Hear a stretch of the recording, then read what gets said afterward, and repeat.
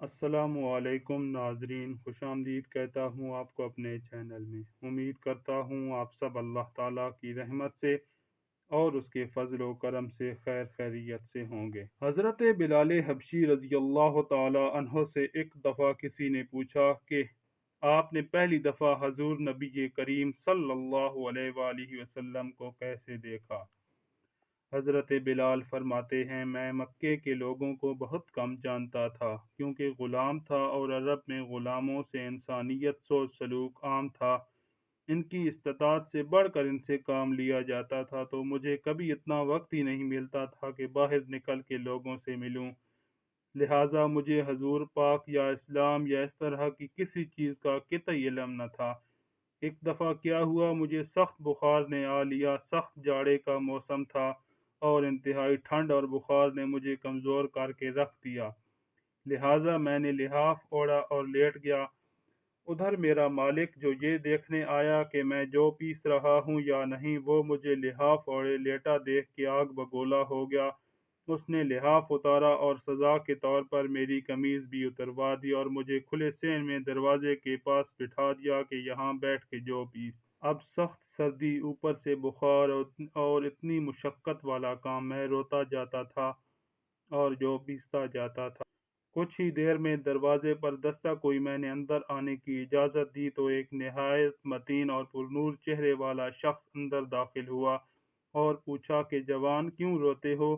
جواب میں نے کہا، جاؤ اپنا کام کرو، تمہیں اس سے کیا؟ میں جس وجہ سے بھی روں، یہاں پوچھنے والے بہت ہیں لیکن مداوع کوئی نہیں کرتا۔ حضور صلی اللہ علیہ وآلہ وسلم یہ جملہ سن کے چل پڑے۔ جب چل پڑے تو بلال نے کہا، بس میں نہ کہتا تھا کہ پوچھتے سب ہیں، مداوع کوئی نہیں کرتا۔ حضور صلی اللہ علیہ وآلہ وسلم یہ سن کر بھی چلتے رہے۔ بلال کہتے ہیں کہ دل میں جو ایک ہلکی سی امید جاگی تھی، یہ شخص کوئی مدد کرے گا، وہ بھی گئی، لیکن بلال کو کیا معلوم جس شخص سے اب اس کا واسطہ پڑا ہے وہ رحمت للعالمین ہے۔ بلال کہتے ہیں کچھ ہی دیر میں وہ شخص واپس آ گیا۔ اس کے ایک ہاتھ میں گرم دودھ کا پیالہ اور دوسرے ہاتھ میں کھجوریں تھیں۔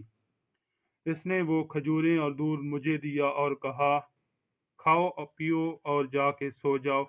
میں نے کہا، یہ جو کون پیسے گا؟ اگر نہ پیسے تو مالک صبح مجھے مارے گا۔ اس نے کہا، تم سو جاؤ، یہ پسے ہوئے مجھ سے لے لینا۔ بلال سو گئے۔ حضور نے ساری رات ایک اجنبی حبشی غلام کے لیے چکی پیسی۔ صبح بلال کو پسے ہوئے جو دیے اور چلے گئے۔ دوسری رات پھر ایسا ہوا، دودھ اور دوا بلال کو دی اور ساری رات چکی پیسی۔ ایسا 3 دن مسلسل کرتے رہے جب تک بلال ٹھیک نہ ہو گیا۔ یہ تھا وہ تعارف جس کے بطن سے اس لافانی عشق نے جنم لیا کہ آج بھی بلال کو صحابی رسول بعد میں عاشق رسول پہلے کہا جاتا ہے۔ حضور صلی اللہ علیہ وآلہ وسلم کے وصال کے بعد سیدنا بلال مدینے کی گلیوں میں یہ کہتے پھرتے کہ لوگو، تم نے کہیں رسول اللہ صلی اللہ علیہ وآلہ وسلم کو دیکھا ہے تو مجھے دکھا دو۔ پھر کہنے لگے، اب مدینے میں میرا رہنا دشوار ہے، اور شام کے شہر حلب چلے گئے۔ تقریباً 6 ماہ بعد آپ صلی اللہ علیہ وآلہ وسلم کی خواب میں زیارت نصیب ہوئی تو آپ صلی اللہ علیہ وآلہ وسلم فرما رہے تھے، اے بلال، یہ کیا بے وفائی ہے؟ تو نے ہمیں ملنا چھوڑ دیا، کیا ہماری ملاقات کا وقت نہیں آیا؟ خواب سے بیدار ہوتے ہی اونٹنی پر سوار ہو کر لبیک یا سیدی یا رسول اللہ کہتے ہوئے مدینہ منورہ کی طرف روانہ ہوئے۔ جب مدینہ منورہ پہنچے تو سب سے پہلے مسجد نبوی پہنچ کے حضرت بلال کی نگاہوں نے عالم وارفتگی میں آپ صلی اللہ علیہ وآلہ وسلم کو ڈھونڈنا شروع کیا۔ کبھی مسجد میں تلاش کرتے، کبھی حجروں میں۔ جب کہیں نہ پایا تو آپ صلی اللہ علیہ وآلہ وسلم کی قبر انور پر سر رکھ کے رونا شروع کر دیا اور عرض کیا، یا رسول اللہ، آپ نے فرمایا تھا آ کر مل جاؤ۔ غلام حلب سے ملاقات کے لیے حاضر ہوا، یہ کہا اور بے ہوش ہو کر مزار پرانوار کے پاس گر پڑے۔ کافی دیر بعد ہوش آیا، اتنے میں سارے مدینے میں یہ خبر پھیل گئی، مؤذن حضرت بلال رضی اللہ تعالی عنہ آ گئے ہیں۔ مدینہ طیبہ کے بوڑھے جوان، مرد، عورتیں اور بچے اکٹھے ہو کر عرض کرنے لگے، بلال، ایک دفعہ وہ اذان سنا دو جو محبوب خدا کے زمانے میں سناتے تھے۔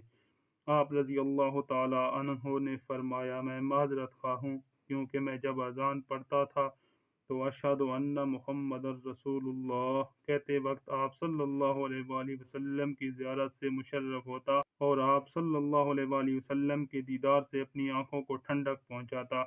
اب یہ الفاظ ادا کرتے وقت کسے دیکھوں گا؟ بعض صحابہ کرام نے مشورہ دیا کہ حسنین کریمین سے سفارش کروائی جائے، جب وہ حضرت بلال کو اذان کے لیے کہیں گے تو وہ انکار نہ کر سکتے۔ چنانچہ امام حسین علیہ السلام نے حضرت بلال کا ہاتھ پکڑا اور فرمایا، اے بلال، ہم آج آپ سے وہی اذان سننا چاہتے ہیں جو آپ ہمارے نانا جان اللہ کے رسول صلی اللہ علیہ وآلہ وسلم کو اس مسجد میں سناتے تھے۔ اب حضرت بلال کو انکار کا یارانہ نہ تھا، لہٰذا اسی مقام پر کھڑے ہو کر اذان دی جہاں حضور صلی اللہ علیہ وآلہ وسلم کی ظاہری حیات میں دیا کرتے تھے۔ جب آپ رضی اللہ تعالی عنہ نے بآواز بلند اللہ اکبر کہا، مدینہ منورہ گونج اٹھا۔ آپ جیسے جیسے آگے بڑھتے گئے جذبات میں اضافہ ہوتا گیا۔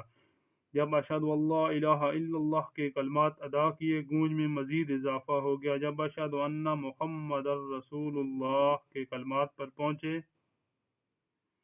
تمام گھروں کے لوگ حتیٰ کہ پردہ نشین خواتین بھی گھروں سے باہر نکل آئیں۔ رقت و گریہ و زاری کا عجیب منظر تھا۔ لوگوں نے کہا رسول اللہ صلی اللہ علیہ وآلہ وسلم تشریف لے آئے۔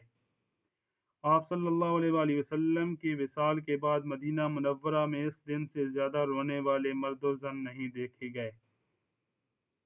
علامہ اقبال رحمۃ اللہ علیہ اذان بلال کو ترانہ عشق قرار دیتے ہوئے فرماتے، اذان ازل سے تیرے عشق کا ترانہ بنی، نماز اس نظارے کا ایک بہانہ بنی، ادائے دید سراپا نیاز تھی تیری، کسی کو دیکھتے رہنا نماز تھی تیری۔ کروڑوں سلام سیدنا بلال حبشی رضی اللہ تعالی عنہ پر۔